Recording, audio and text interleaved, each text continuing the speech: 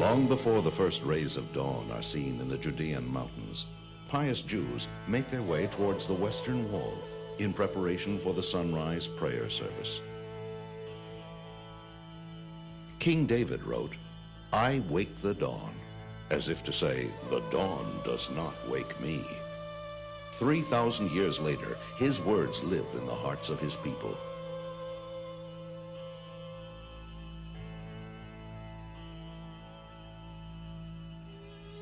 "I will not come into my house," David promised. "I will not climb into my bed.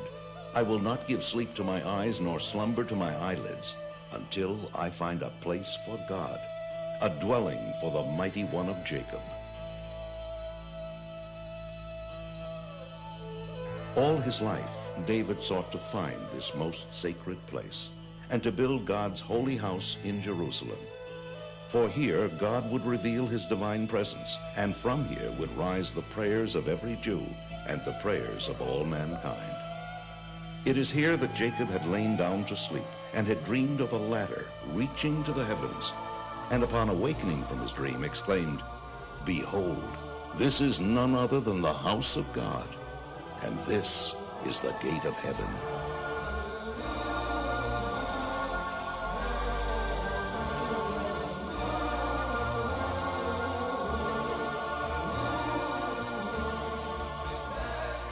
For nearly 2,000 years, the Holy Temple has lain in ruins. What was this place that eternally inspires the hearts of the Jewish people? That a mere outer wall surrounding the Temple Mount, a wall not even of the temple itself, should be held in such awe and treated with such abiding love. It was not simply a huge synagogue as so many people assume. The Holy Temple was a unique structure, the one house of the one God, unlike any other edifice on earth.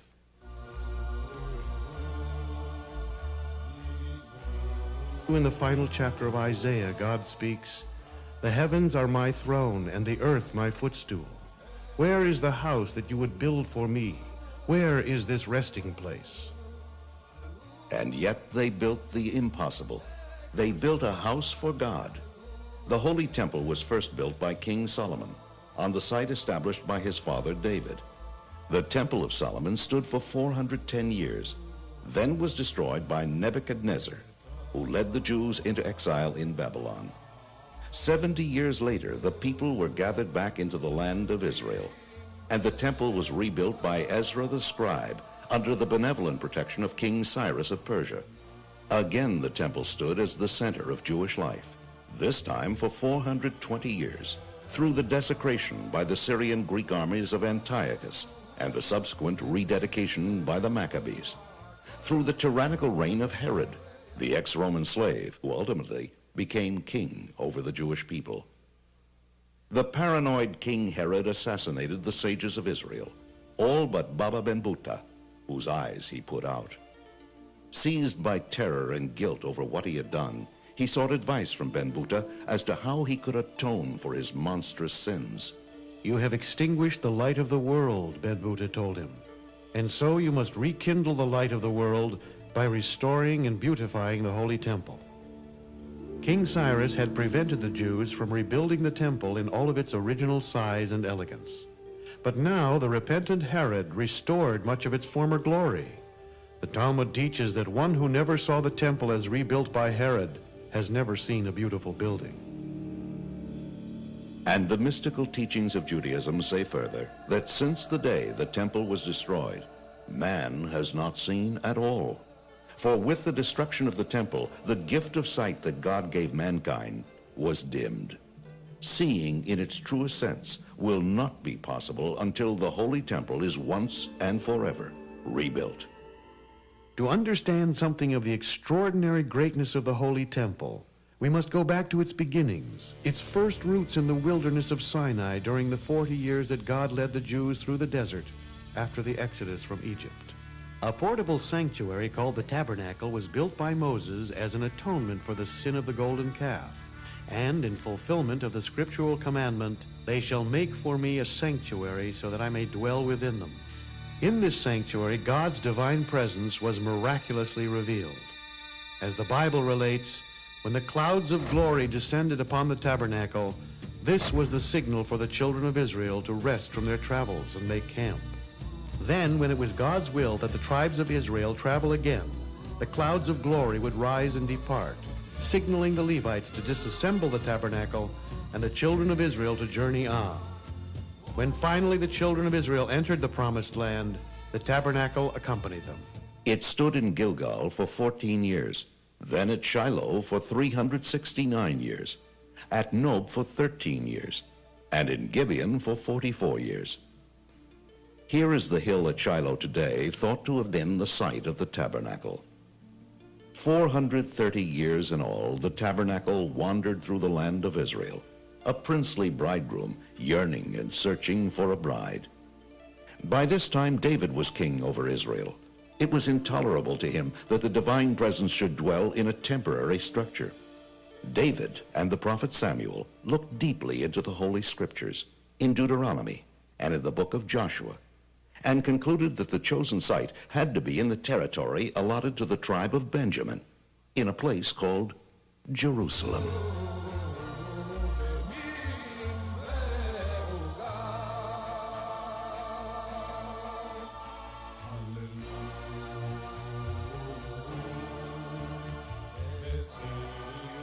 From the moment King Solomon built the Holy Temple and consecrated it, Jerusalem became the focal point for the soul of every Jew for all time. God no longer dwelled in a tent. The divine presence had taken up permanent residence in a great and glorious house of stone.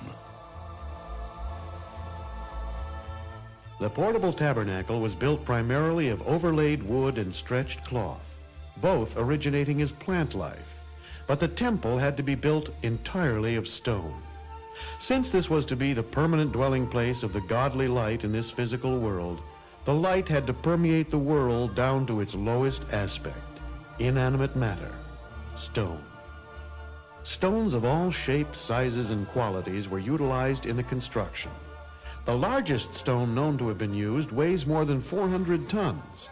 The stones used for the great altar had to be hewn without the aid of an iron tool, yet had to be as smooth as polished glass. If a scratch the thickness of a fine hair were found, that stone was removed from the altar and replaced and buried beneath the temple.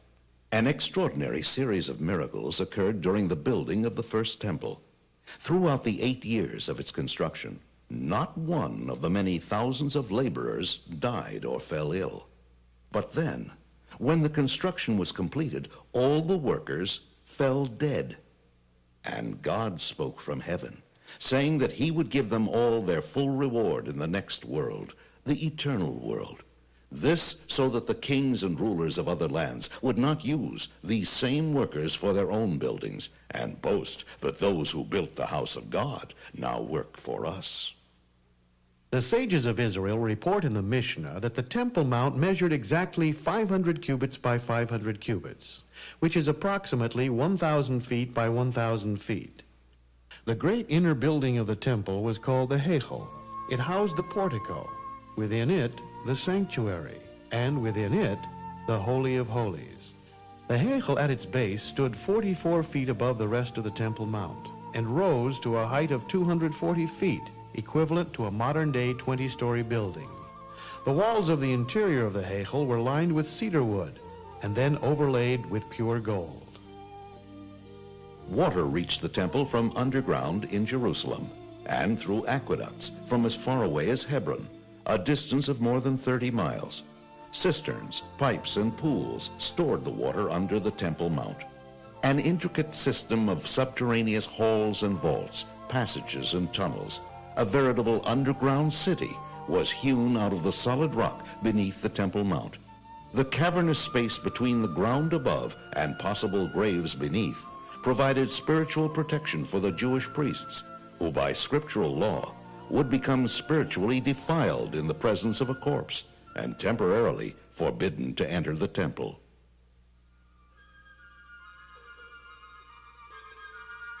Visitors to Israel today are astounded to learn that they are standing not at the foot of the Western Wall, but merely at the midpoint of its height.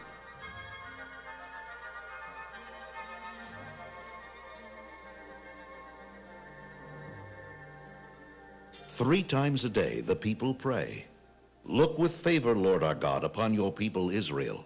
Restore the service to your sanctuary, and accept with love and favor Israel's fire offerings and prayer.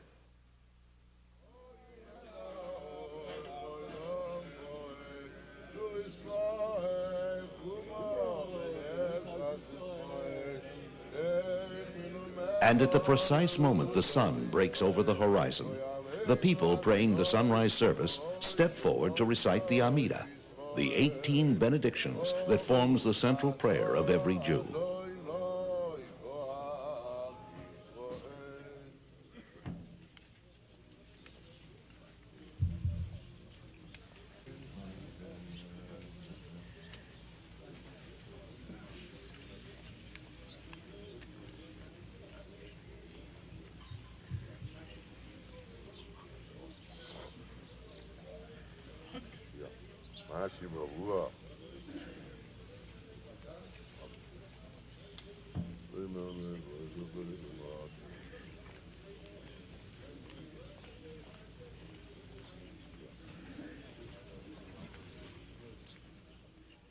Three times a year, throngs of joyous pilgrims converged on the Holy Temple like blood is drawn to the heart to be revitalized. And Jerusalem was swollen with joy as her far-flung children, the people of Israel, came home to her from every place in the land of Israel and from beyond its borders. They came with the first fruits they had harvested and with their offerings of thanksgiving. They came to offer the paschal sacrifice. They came to see God and to be seen by God in the place that he had chosen, in his holy house. They left everything they owned at home unattended, for God had assured them of his protection. They came to sing and dance and bow their heads in awe before the majesty of the King of the universe. Throughout the festivals, they witnessed open miracles, and when they returned to their homes, they took with them new faith, new inspiration. From Jerusalem, they went forth to every village and city of the land, as blood surges forth from the heart to all the organs of the body, renewed and revitalized. But how did it happen? What was there about the temple that brought such inspiration to the people, that continues to inspire their prayers till this very day, more than 1900 years after it was destroyed? The ultimate focal point of the Holy Temple was contained within the Holy of Holies, the innermost part of the sanctuary. This room was built over the Even Hashatiyah, the foundation stone, the primordial point from which God created the world. Atop the foundation stone in the first temple rested the Holy Ark of the Covenant. And within the Holy Ark lay the 2 tablets of the Covenant, engraved with the 10 Commandments. The 10 Commandments, 2 enormous cubes of purest sapphire. Their miraculous letters, engraved through from one side to the other, were written by the finger of God atop Mount Sinai. Upon the covering of the ark stood the 2 cherubim, hammered out of a single ingot of gold, according to the commandment of God. And from between the cherubim, God spoke from his place on high. The very presence of the ark was a constant miracle in the Holy of Holies. The width of this small room was 20 cubits. The Ark of the Covenant measured 2.5 cubits from end to end. Yet, when they measured from either side of the ark to the nearest wall of the Holy of Holies, both distances measured 10 cubits. The 2 measurements added up to 20 cubits. This meant that the Holy Ark itself occupied no space on earth. And from above this place, which occupied no place in the world, the voice of God was heard from his place above. Then, through the gift of prophecy, King Josiah foresaw the destruction of the first temple 35 years before it came. He ordered all the priceless treasures of the Holy of Holies to be put in hiding in a secret vault below the temple. All that stood in the Holy of Holies thereafter, even throughout the 420 years of the Second Temple, was the foundation stone itself. Just outside the richly woven curtain of the Holy of Holies in the sanctuary, the high priest performed the daily temple service. Twice daily he filled the temple precincts with the fragrance of spices burnt on the golden incense altar. Each day he cleaned and kindled the 7 oil lamps of the magnificent menorah, the candelabra of solid gold. Just beyond, the windows of the sanctuary, wider within and narrower outside, symbolized the fact that the world received its light from the temple, not the temple from the world. And in the sanctuary there were continuous miracles. The 12 loaves upon the showbread table remained fresh throughout the week until they were replaced each Sabbath. And the flames of the 3 branches on either side of the menorah all turned toward the center branch, which symbolized the Shekhinah, the divine presence. One of the most dramatic moments in the Holy Temple each year came during the awesome Day of Atonement, Yom Kippur. For when the temple stood, the entire Yom Kippur service was performed by one man, the high priest. On this holiest day of the year, the holiest man in the world entered the holiest place in the world and pronounced the awesome name of God. Before entering the most holy place, the high priest was addressed by the eldest priest with words of warning. Consider in whose presence you are about to enter. Remember that you are about to come before the Supreme King, who sits on a throne of justice and destroys all evil. He was then handed a censer full of finely ground incense. He, stirred by feelings of reverence, he entered the Holy of Holies. When he reached the Ark of the Covenant, he set down the firepan between its staves. In the second temple, he set it upon the foundation stone. He emptied all of the incense from the ladle into his hands, then placed it on the glowing coals of the firepan until the Holy of Holies became filled with smoke. And when he emerged from within the curtain, he offered a brief prayer. When atonement had been granted to the people, a thread of crimson wool that had been placed in the sanctuary miraculously turned white. The people who had been anxiously awaiting this moment now rejoiced.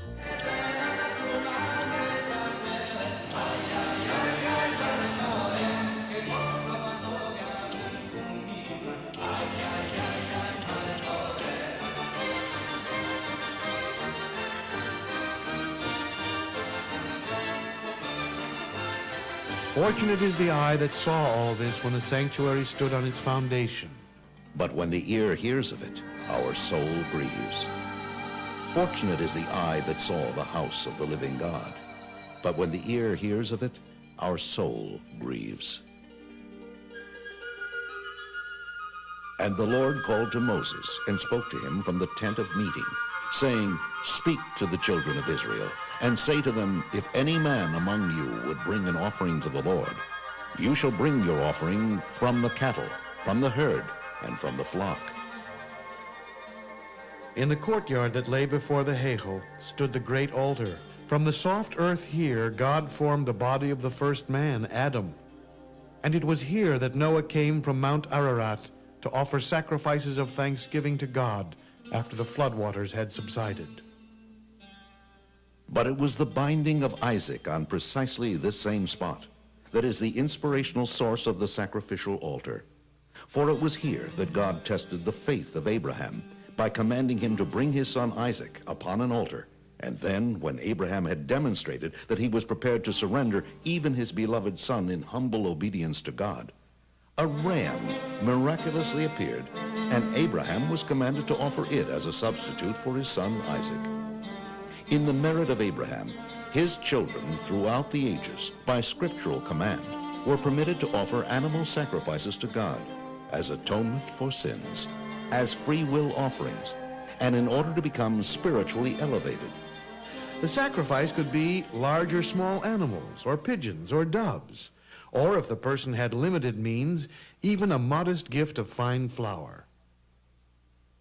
And accompanying this service, and raising the entire experience to the most exalted of spiritual levels, was the most glorious musical pageantry the world has ever known. It is recorded in the Book of Chronicles that 4,000 musicians played at the dedication of the first temple. One of the remnants of the actual music of the Holy Temple that we still have is the blessing of the congregation by the Kohanim, the priests. In most communities throughout the world, the priestly blessing is performed only during a festival and on Rosh Hashanah and Yom Kippur. But in Jerusalem, The priests blessed the people during the morning service every day. And during the intermediate days of Passover and Sukkot, hundreds of Kohanim, direct descendants of Aaron, assemble in front of the western wall to bless the people.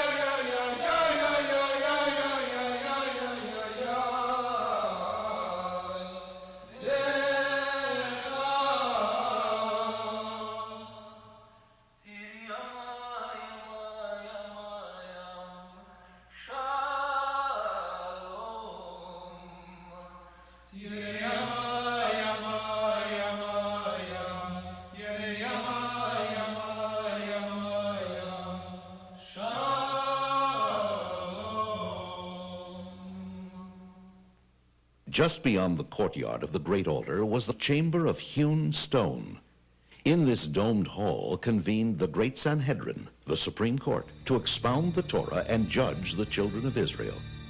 Scholars and disciples by the tens of thousands were attracted by the presence of the greatest masters and leaders in the Jewish spiritual world. Their awesome presence made Jerusalem the intellectual capital of the world. When God commanded Moses to gather 70 wise men of Israel who would stand alongside him, this was the formation of the first great Sanhedrin. Whereas the great altar served the purpose of rectifying man's animal nature, the Sanhedrin elevated man's godly intellectual nature, teaching him how to fulfill God's purpose in the creation of the world. The human being, the crowning glory of the creation of the world, is like a holy temple himself.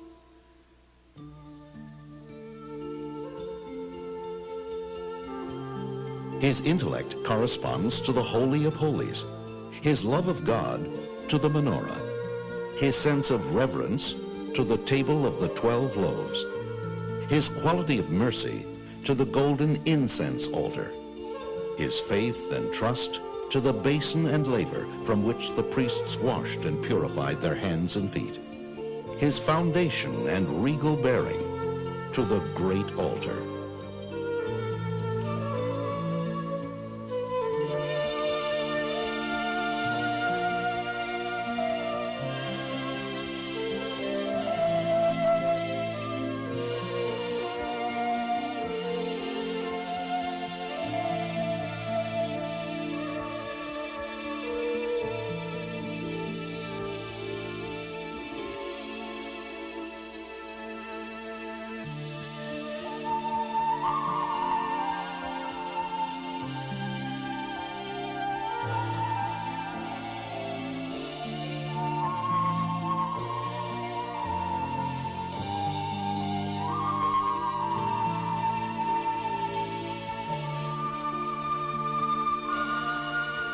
King Solomon said, "The lamp of God is the soul of man."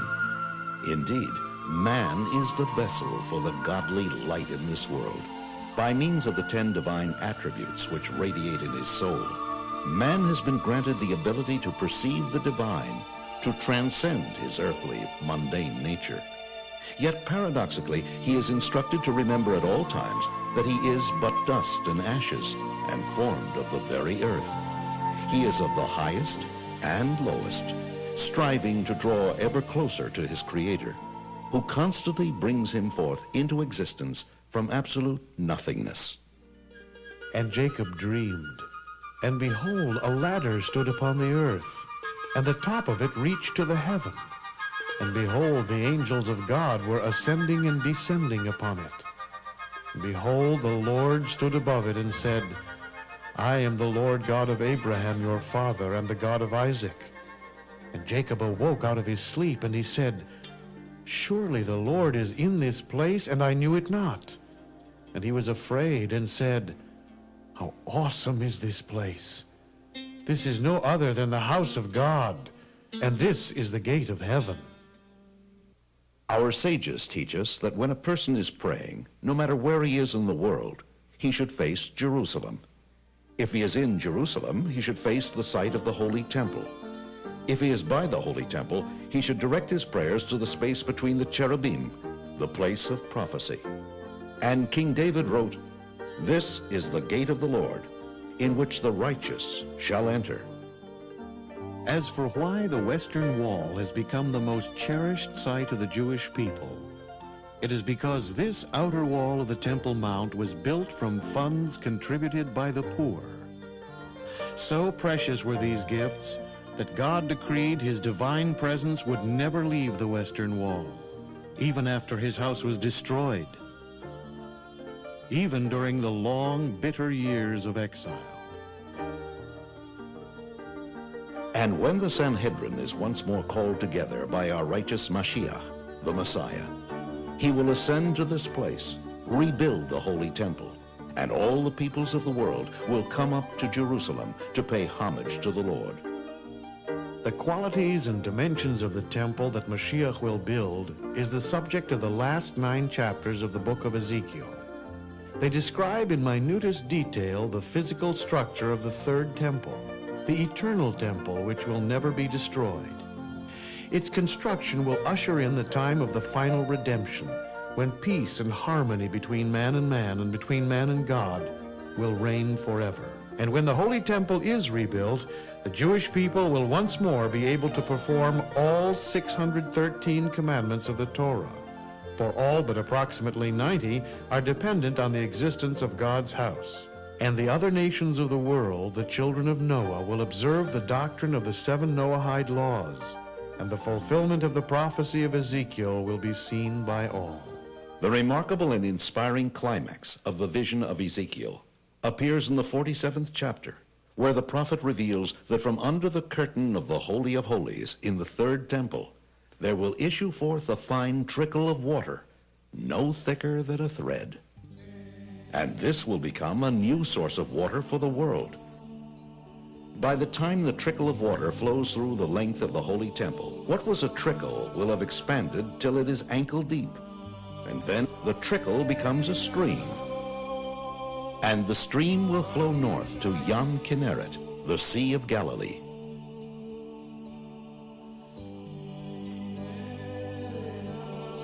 Every tree will be nourished from that stream, and the leaves of every tree will have healing powers through which every disease in the world will be healed. And from there, the stream will flow south until it reaches the Dead Sea, and it will sweeten its salty waters. Whereas today no fish can live in the Dead Sea, its waters will then be able to support life, and there will be as many kinds of fish there as in the Mediterranean.